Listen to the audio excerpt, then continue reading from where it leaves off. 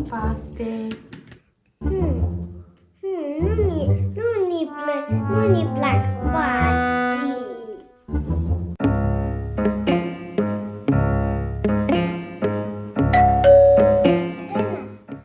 O venit cineva, hai!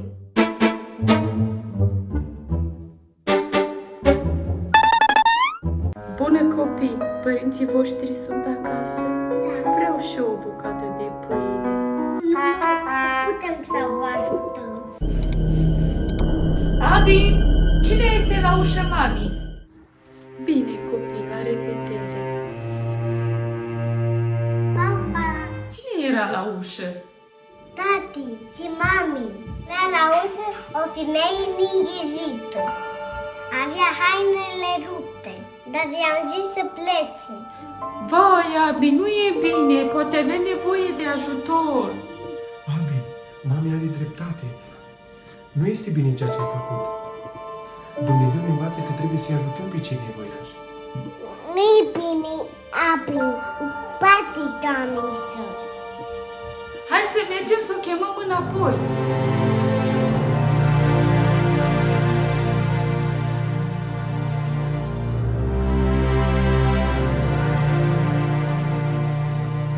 Doamna, veniți înapoi! Da, doamnă.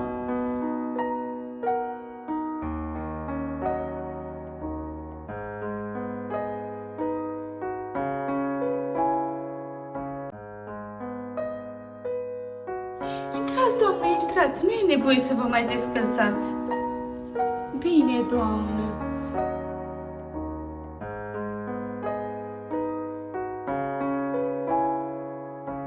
Mami, te rog, adu ceva de mâncare, că probabil îi este foame.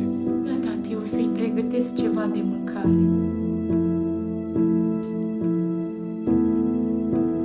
Poftim, doamnă.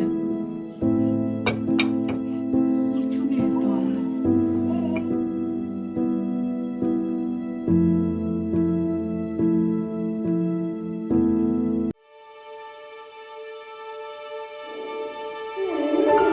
Nu-mi plac pastii.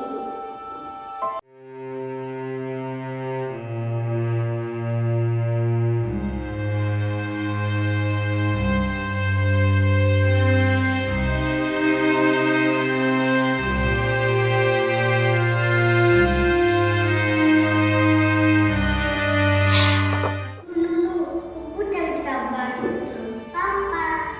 Vai, nu este bine ce am făcut. Mami, vreau să povesc ceva cu tine. Am o idee. Da, spune. Înainte de a pleca doamna, să fac un duș și punem ceva la pachet. Vă mulțumesc pentru mâncare. Eu ar trebui să plec. Nu aveți pentru ce, dar m-am sfătuit cu soția ca să faceți un duș și să vă dea niște haine noi. Bine, domnule. Wow, ce schimbare! Am pus ceva de mâncare. Mulțumesc! Mulțumesc frumos pentru haine, pentru mâncare, pentru duș. N-aveți pentru ce, doamnă, cu mare plăcere. La revedere!